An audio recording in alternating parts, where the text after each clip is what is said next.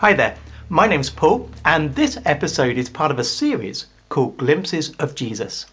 We're on a journey through the Old Testament section of the Bible. The plan is to stop off at the main events, examine them, and ask how they point us to Jesus and salvation in Him. There's a drought in Israel.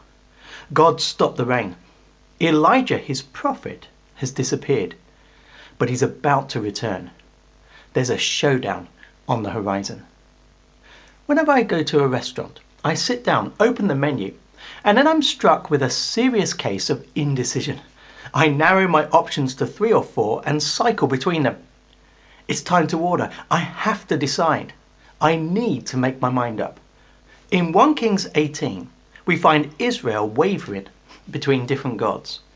There's the Lord, Yahweh, but there's also Baal, Asherah, and any number of others. At the heart of the passage is a challenge from God to the people. Verse 21. Then Elijah approached all the people and said, "How long will you waver between 2 opinions? If the Lord is God, follow him. But if Baal, follow him." Essentially, it's make your mind up time. And we need this challenge today, just as much as Israel did then. If the Lord is God, if the God who revealed himself in Jesus is God, we need to take that seriously. This isn't a time to keep our options open. Let's walk through this chapter. There's 3 sections: confrontation, competition, and the clouds burst. Let's start with confrontation. Verse 1. After a long time, the word of the Lord came to Elijah in the 3rd year. "Go and present yourself to Ahab. I will send rain on the surface of the land." This is good news. The land of Israel is dry and the famine is severe. We know that because even the royal livestock are struggling. In verse 5, King Ahab sets out with a man called Obadiah. Now, Obadiah is one of Ahab's chief officials, but he's also a follower of God. The focus here, though, is not so much on his character, but on his task. Ahab said to Obadiah, "Go throughout the land to every spring and to every wadi. Perhaps we'll find grass so we can keep the horses and mules alive and not have to destroy any cattle." Israel needs rain, and God's promising to send it. It's good news, but it's also scary news. Why? God isn't just going to turn the taps back on. He plans to confront the idolatry in the land and expose the foolishness of it all. Verses 17 and 18. When Ahab saw Elijah, Ahab said to him, "Is that you, the one ruining Israel?" He replied, "I have not ruined Israel, but you and your father's family have, because you have abandoned the Lord's commands and followed the Baals." Ahab's blind to the truth. In his mind, the famine is Elijah's fault, but it isn't. No, it's Ahab and his family that have caused it. They've led Israel astray. They've rebelled against the Lord. God's going to send rain, but he also plans to confront sin. It's time for Ahab and the nation to face the music and know who's really God. It's time for a change. Look, are we ever tempted to want the blessings of God without the challenge of God? The rain without the change? At the heart of the gospel is the promise of life in Jesus. Jesus says, "A thief comes only to steal and kill and destroy. I have come so that they may have life and have it in abundance." Jesus came. Jesus died. Jesus rose so we could have life. That's the gift of the gospel. That's the blessing for all who believe in him. Yet that blessing doesn't come alone. As we receive his gifts, he also challenges and confronts our sin. He does not leave it alone. For example, Colossians 3, verse 5. "Therefore, put to death what belongs to your earthly nature: sexual immorality, impurity, lust, evil desire, and greed, which is idolatry." Sin and God do not mix. Following God isn't all about the gifts. It means facing the painful reality of our sin. It means bringing the wrong in our life to God for forgiveness. It means battling sin with the strength only God can give. He doesn't only promise blessings. He confronts our sin and calls us to change. So that's confrontation. Then we have competition, verse 21. Then Elijah approached all the people and said, "How long will you waver between two opinions? If the Lord is God, follow him. But if Baal, follow him." But the people didn't answer him a word. The people are silent. Which way should they turn? They're not sure. But God's got a plan that will make the right answer crystal clear. A competition between God and Baal, where the results will be indisputable.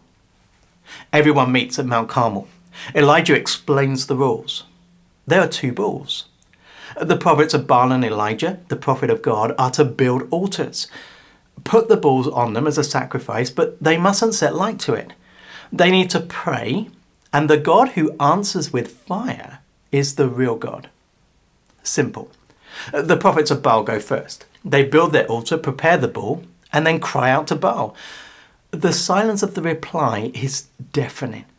They dance and plead. No reply. Elijah taunts them. Shout louder. Maybe he's gone on a long journey. Maybe he's sleeping. The prophets are erratic, dancing, shouting, cutting themselves. Verse 29. All afternoon they kept on raving until the offering of the evening sacrifice. But there was no sound. No one answered. No one paid attention. Elijah goes next. He rebuilds God's altar with stone. He arranges the wood and prepares the bull. He digs a trench, and the people drench everything with water. It's soaking, and the trench is full to the brim. Elijah approaches the altar and calmly prays. What happens? Verses 38 and 39. Then the Lord's fire fell and consumed the burnt offering, the wood, the stones and the dust, and it licked up the water that was in the trench. When all the people saw it, they fell face down and said, "The Lord, He is God. The Lord, He is God." Fire fell. And what fire? This fire consumes everything, so hot, so extreme, that even the stones perish. The people see and they respond in the moment in the only way they could. The Lord, He is God. And in the moment they mean it. They set about destroying the worship of Baal, beginning with his prophets. True, this devotion to the Lord didn't last. A miracle, no matter how big, is not enough to convince. But the point is made. The Lord, He alone is God. Are we worshipping the right God today? Mount Carmel was an incredible demonstration of God's power, yet it pales next to the resurrection of Jesus. Jesus is down and out, dead and lying in a tomb. Yet just as the fire fell, Jesus rises from the dead. That evening, Jesus appears to his disciples. Their minds are blown. One of them, Thomas, is missing. When he hears, he's convinced they're making it up. A week later, Jesus appears again. Thomas is there, and Jesus challenges his unbelief. Then he said to Thomas, "Put your finger here and look at my hands. Reach out your hand and put it into my side. Don't be faithless, but believe." Thomas responded to him, "My Lord and my God." Thomas looks at Jesus. "You are the Lord, and I take you as my Lord. You are God, and I take you as my God." Who are you worshipping today? What are you worshipping today? It's so easy to focus on stuff we want, stuff we have, and build our worth and our happiness around it. We can make gods of our money and our relationships. People's approval can become everything to us. Our sports teams and their results can determine our joy each week. Our hobbies can become all-consuming. Our moments of space and the quiet places can become all-important. Have these become idols? Gods we worship? How do we know? A helpful question to ask. How would you feel if it was taken away? Would you be angry? Would it make you wobble? Be honest, and you'll see the gods of your heart. Look, it's painful to expose idols. It's even harder to tackle them. But in the end, it's worth it. Only God The God who came in the person of his Son, the Lord Jesus Christ. Only he can bear the weight of us leaning on him. Only he can deliver the life we need.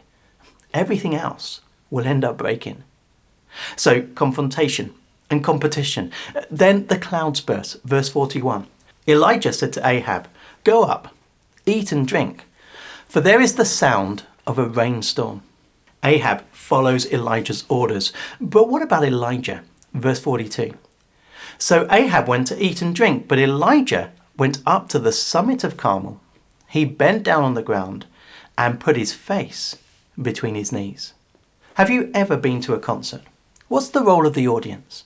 Are they just there to watch and listen? Or do they participate? Elijah's role here is not just as an observer. God's going to send rain, and Elijah's called to participate. He gets on his knees and prays. Next, we see Elijah's faith, verse 43. Then he said to his servant, "Go up and look toward the sea." So he went up, looked, and said, "There's nothing." 7 times Elijah said, "Go back." Elijah's prayed. He's had God's promise. Now he waits for God's answer. He knows it will come, so he sends his servant to look. No sign? No worries. Go back and keep going back until it happens. Verses 44 to 45. On the 7th time he reported, "There's a cloud as small as a man's hand coming up from the sea." Then Elijah said, "Go and tell Ahab, get your chariot ready and go down so the rain doesn't stop you." In a little while the sky grew dark with clouds and wind, and there was a downpour. So Ahab got in his chariot and went to Jezreel. What a relief. How many people would have been dancing in the streets as the rain fell, mouths open, tasting the sweet water? How does this chapter begin? Israel, a rebellious people under judgment. How does it end? God pours out blessings from heaven. Look at God's heart. Do you see how eager he is to bless those who turn to him? I don't know about you, but I often struggle with doubts over whether God really is willing to bless. Sometimes life's hard, and the pain convinces me that God doesn't care. Or I might look at my sin. Would God really want to bless me? Then I turn to Romans 8, verse 32. He, that's God the Father, did not even spare his own Son, but gave him up for us all. How will he not also with him grant us everything? Look at the heart of God. In our sin and rebellion, God gives Jesus for us. Who's Jesus? His one and only Son, the most precious and incomprehensible sacrifice. If he did that, how much more can we be sure he will work for our good today? Coming to God can be painful. Battling sin is hard. Dethroning idols is soul-wrenching, but it's worth it. Why? Because God will pour out his blessings into our lives. True, we don't get to pick how the blessings fall. For one, healing. For another, the sweetness of fellowship with God on the path of illness. A blessing doesn't always mean ease. Yet we can have this utter confidence. Life with God is life with a God who loves to pour good into our lives.